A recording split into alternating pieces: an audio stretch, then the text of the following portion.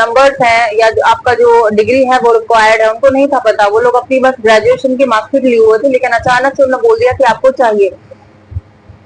तो अच्छे नंबर वाले भी सिलेक्शन से वंचित हो गए थे, क्योंकि इनके पास डिग्री नहीं थी। हर कोई नहीं रखता डिग्री, हम और तुम होता है। मुझे भी नहीं पता था डिग्री इतनी इंपॉर्टेंट होती, मैंने भी नहीं निकलवाई थी, लेकिन अब क्योंकि पता था तो डिग्री मंगा ली है, आ भी गई है।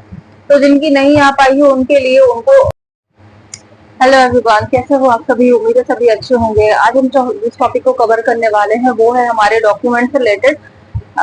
डॉक्यूमेंट हमारे क्या क्या लगेंगे, क्योंकि अब रिजल्ट आने को ही है। तो जिसके पास जो भी नंबर हो उसके साथ ही आपको डॉक्यूमेंट्स भी अपने तैयार करके रखने हैं। देखिए, परसेंटाइल में कुछ नहीं कर सकते किसका हो जाए किसका नहीं हो जाए।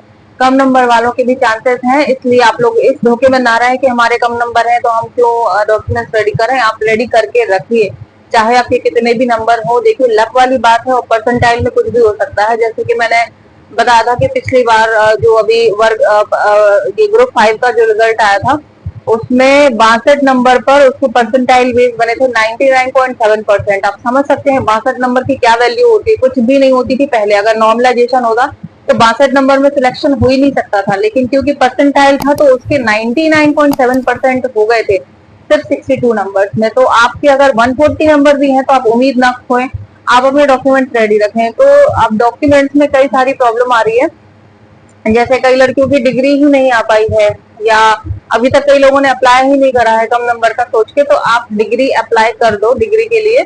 और इसके साथ साथ जो भी डॉक्यूमेंट्स है, अगर स्पेलिंग मिस्टेक है कुछ भी है तो आप उसको कर सकते हो। अब कई लोग ये बोलेंगे कि डिग्री हमने अप्लाई कर दी है बहुत टाइम पहले, अभी तक कुछ आता पता नहीं है, कुछ भी नहीं हुआ है, उसका क्या पता आ पाएगी कि नहीं आ पाएगी। तो उसका सोल्यूशन मैं आपको बता रही हूँ कि मान लीजिए डॉक्यूमेंट वेरिफिकेशन के टाइम तक भी आपकी डिग्री नहीं आ सकी, या कुछ ऐसे डॉक्यूमेंट्स हैं जिनमें करेक्शन हो ही नहीं पा रहा है, तो उसके लिए हमको क्या करना पड़ेगा, तो वही आज हम डिस्कस करने वाले हैं। देखिए, डिग्री बहुत इंपॉर्टेंट हो जाती है।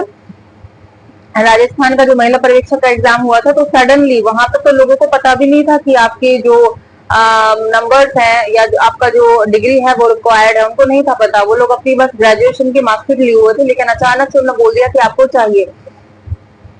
तो अच्छे नंबर वाले भी सिलेक्शन से वंचित हो गए थे, क्योंकि इनके पास डिग्री नहीं थी। हर कोई नहीं रखता डिग्री, हम और तुम होता है। मुझे भी नहीं पता था डिग्री इतनी इंपॉर्टेंट होती, मैंने भी नहीं निकलवाई थी, लेकिन अब क्योंकि पता था तो डिग्री मंगा ली है, आ भी गई है। तो जिनकी नहीं आ पाई है उनके लिए उनको जाना होगा आपके न्यायालय में, और वहां पर आपको एक कानूनी एफिडेविट बनवाना पड़ेगा। और इसके साथ ही चाहिए आपको आपकी फाइनल की मार्कशीट प्लस आपका आधार। ये दो चीज वहां पर आपको साथ में लेकर जाना है, और सारी उसमें डिटेल फिल करानी है कि मैंने इस तारीख को एग्जाम दिया था, इस तारीख को मेरा रिजल्ट, एग्जाम की तारीख जरूरत नहीं है, रिजल्ट की तारीख की, इस ईयर में मेरा रिजल्ट आया था, मैंने ग्रेजुएशन पास किया था, ये मेरा रोल नंबर था। सारी डिटेल्स वहां पे फिल कराकर ये मेंशन कराना है कि डिग्री के लिए अप्लाई ऑलरेडी हो चुका है। अगर आपके पास ऑनलाइन आपने किया है तो एप्लीकेशन नंबर उसका जनरेट हुआ होगा, वो भी आप लगा सकते हैं कि ऑलरेडी मैंने अप्लाई करके रखा है इस एप्लीकेशन नंबर के साथ, लेकिन अभी तक मुझे डिग्री प्राप्त नहीं हुई है, और इस वजह से इस शपथ पत्र को ही मान्य किया जाए। तो ऐसा करके आप शपथ पत्र बनवा सकते हैं, जिससे क्या होगा, एफिडेविट बनवा सकते हैं। इससे क्या होगा कि आपका जो डॉक्यूमेंट वेरिफिकेशन में जो अड़चन है वो थोड़ी टाइम के लिए दूर हो जाएगी। बाद में आप सबमिट कर सकते हैं, वैसे जरूरत नहीं होगी, क्योंकि न्यायालय से बना हुआ एफिडेविट मान्य होता है। ठीक है। और इसके अलावा अब बात करेंगे, जैसे कई लड़कियों का कहना है कि हमारे 10th की मार्कशीट में सरनेम नहीं है, और आधार में सरनेम है, और बाकी की मार्कशीट में भी सरनेम है, 10th की मार्कशीट में सरनेम नहीं है। तो ऐसी सिचुएशन में क्या होगा? तो देखिए, 10th की मार्कशीट में आपका नाम है ना, वही नाम आपके आधार में। अब अगर आधार मार्कशीट में 10th की मार्कशीट में अगर सरनेम नहीं है तो कोई दिक्कत वाली बात नहीं है। अगर नाम में कोई प्रॉब्लम है तो उसको आपको करेक्शन कराना पड़ेगा, और इन केस नहीं करेक्शन आप करा सकते तो उसके लिए भी एफिडेविट लास्ट ऑप्शन होता है ना, क्योंकि अब टाइम बचा नहीं है कि आप वहां पे जाओ और अपनी मार्कशीट में करेक्शन कराओ। मार्कशीट में करेक्शन इतनी इजीली होता नहीं है, बहुत लंबी चौड़ी प्रोसेस होती है, उसमें आप उलझ के रह जाओगे। इसलिए बेस्ट ऑप्शन यही है, अगर आपकी मार्कशीट में 10th की मार्कशीट में बहुत पुरानी होती है तो उसमें पहली बात तो इतनी जल्दी सुनवाई होगी नहीं।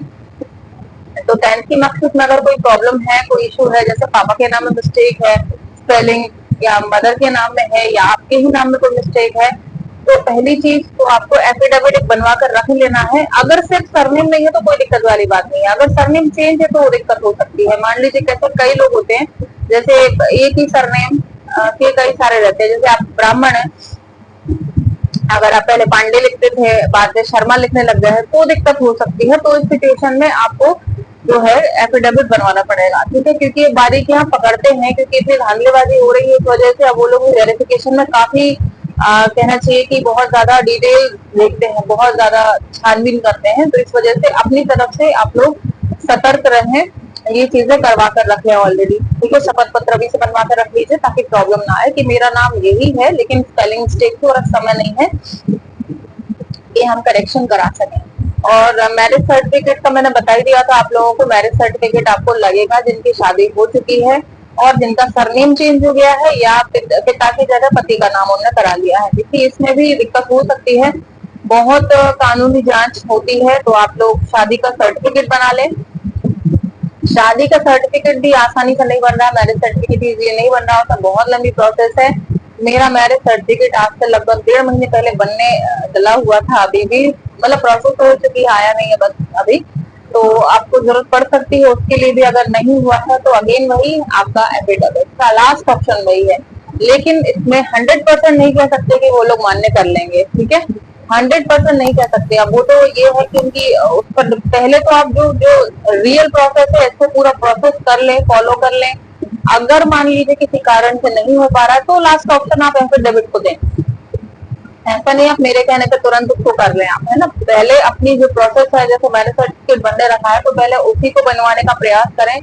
डॉक्यूमेंट वेरिफिकेशन के टाइम तक अगर वो बनकर नहीं आता है तो फिर आपके पास ये लास्ट ऑप्शन है कि आप उसको लगा लें और उनसे बोल सकते हैं, क्योंकि देखिए जो वेरिफिकेशन कर रहा है उसकी मानसिकता पर निर्भर है कि वो उस चीज को समझता है या नहीं समझता है। कई अंडरस्टैंड तो करते हैं चीजों को, वो मान लेंगे बात और नहीं करते हैं तो फिर देखिए कुछ नहीं हो सकता, क्योंकि मशीन तो वहां पे वेरीफाई करेगी नहीं, इंसान ही करेगी। अब वो इंसान अगर जैसा भी होगा उस हिसाब से हो जाएगा। लेकिन ये प्रोसेस में है, ये कानूनी है कि अगर कोई डॉक्यूमेंट नहीं लग पाता है तो आप एफिडेविट लगा सकते हो वहां पर, तो आप ऐसा कर सकते हो, ठीक है। और इसके अलावा आपका आधार, आपका समग्र, ये सारी चीजें आपको रेडी करके रखनी है। जो जो डॉक्यूमेंट्स आपने लगाए थे, आपका आय प्रमाण पत्र, आपका जाति प्रमाण पत्र, स्थायी निवासी, ये सारी चीजें आपको अपनी रेडी करके रखना है। उनमें देख लेना कोई चीज एक्सपायर तो नहीं हो गई है। और मैंने बताया था कि आय प्रमाण पत्र आपका 3 महीने पुराना होना चाहिए, मतलब 3 महीने पुराना नहीं चलेगा, 3 महीने के अंदर अंदर वाला आपको चाहिए। और फोटो आपको वही लेनी है जो आपने एग्जाम टाइम में लगाई थी, ठीक है।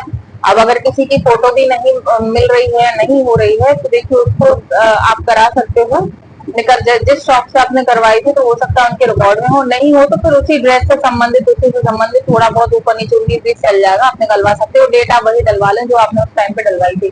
तो ये सारी चीजें आप अपनी रेडी रखें ताकि दिक्कत ना हो, ठीक है। और बाकी कोई डाउट हो तो आप लोग मुझसे पूछ लेना कमेंट बॉक्स में, कोई दिक्कत आ रही हो तो, ठीक है। और बता देना नेक्स्ट, क्योंकि अभी मुझे इसी की डिमांड आ रही थी कि आप वेरिफिकेशन का बता दें कि क्या रहेगा, कैसा क्या करना पड़ेगा। बहुत डाउट आ रहे थे कि मेरे में सरनेम नहीं है, पापा के नाम में मिस्टेक है, ये चीजें वो चीजें, तो मैंने ये चीजें बता दी आप लोगों को। अगर कोई आपको डाउट है या किसी और टॉपिक पे क्लियरिफिकेशन चाहते हो तो बता दो, तो नेक्स्ट वीडियो में बना के आप लोगों को क्लियर कर दूंगी कि क्या है क्या नहीं है, ठीक है। तो आज की वीडियो के लिए इतना ही, मिलते हैं अगली वीडियो में, तब तक के लिए बाय।